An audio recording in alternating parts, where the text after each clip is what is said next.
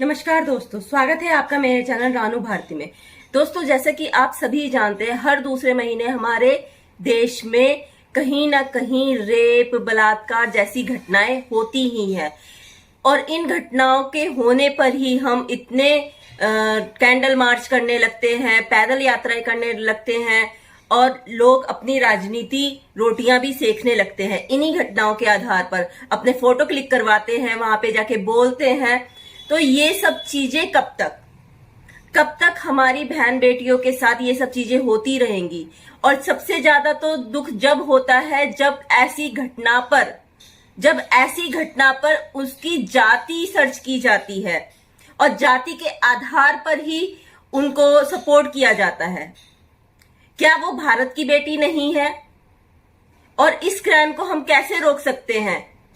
मैं आप सबसे पूछना चाहती हूँ, क्या वो भारत की बेटी नहीं है?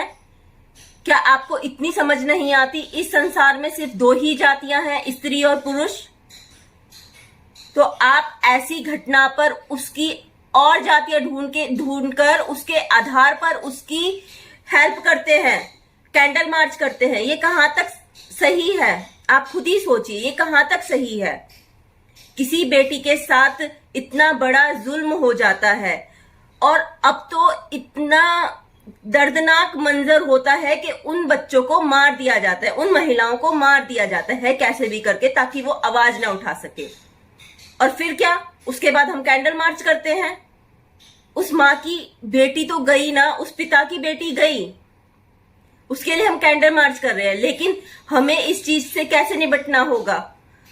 हमें सबसे पहले अपने आप में शिष्टाचार का मतलब ये नहीं है कि अगर कोई लड़की किसी तरीके से परेशान है तो उसको आप घर में बंद कर लो, या फिर उसको टाइम लिमिट लगा दो कि यहां से यहां तक आपको घर से बाहर नहीं जाना, घर पे रहना है। लेकिन उन लड़कों को कुछ ना बोलो, उन लड़कों को कोई शिष्टाचार मत सिखाओ। ये सब चीजें अपने घर से ही होती हैं। अगर मेडल लेकर आ रही हैं, वो भी इन सब चीजों से गुजरी होंगी। कभी आपने सोचा है कोई लड़की स्कूल जाती है, कोई लड़की कॉलेज जाती है, तो उसको उसके माँ बाप ये सारी घटनाओं को देखते हुए उसको सिर्फ 12वीं तक पढ़ाते हैं, फिर शादी, या कॉलेज करवाते हैं फिर शादी।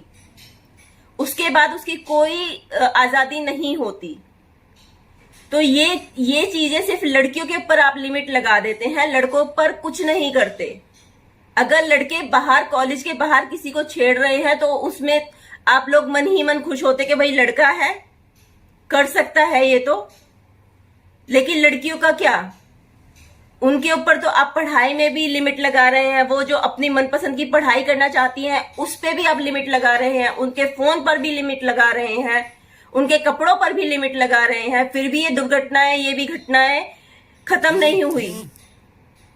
तो थोड़ा सोचिए, ये घटनाएं कैसे कम हो सकती है? ये घटनाएं अपने ही घर में फ्रेंडली माहौल के हिसाब से खत्म हो सकती हैं। अगर आप बेटा बेटी को एक समान मानते हैं तो बेटा बेटी एक साथ आपसे हर बात कह सकते, और उसमें ये नहीं कि भाई तुम लड़की ने अगर कुछ बताया कि वो मेरे को परेशान करता है तो आपने उस पर लिमिट लगा दी। आप लड़कियों को पूरी आजादी दो, उनको मजबूत बनाओ और उनके साथ ऐसा व्यवहार करो कि वो अपनी छोटी छोटी बातें भी बताएं। कोई लड़का उनकी इमोशनल से खेल कर ना जाए। अपने घर में ऐसा माहौल पैदा करो। अगर आप ऐसा माहौल पैदा करेंगे तो 100% गारंटी है कि ऐसी घटनाएं नहीं होंगी।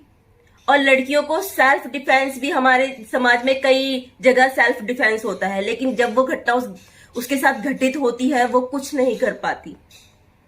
तो क्या बीतती होगी उसके ऊपर, जरा सोचिए। तो ये सब चीजें अपने घर से ही स्टार्ट होती हैं। आप अपने घर का माहौल ऐसा बनाइए कि हर बच्चा आपसे पूरा अपनी बात कह सके, उसे डर ना रहे कि अगर मैंने कुछ बताया या तो मेरी पढ़ाई बंद हो जाएगी या मेरा जाना बंद हो जाएगा, ऐसा कुछ ना लगे। उसको सपोर्ट करे। बस मुझे यही कहना था। ये छोटी सी बात जरा अगर आपके समझ में आ जाती है और ये बात आपको कैसी लगती है, कमेंट कर बताइए। नमस्कार।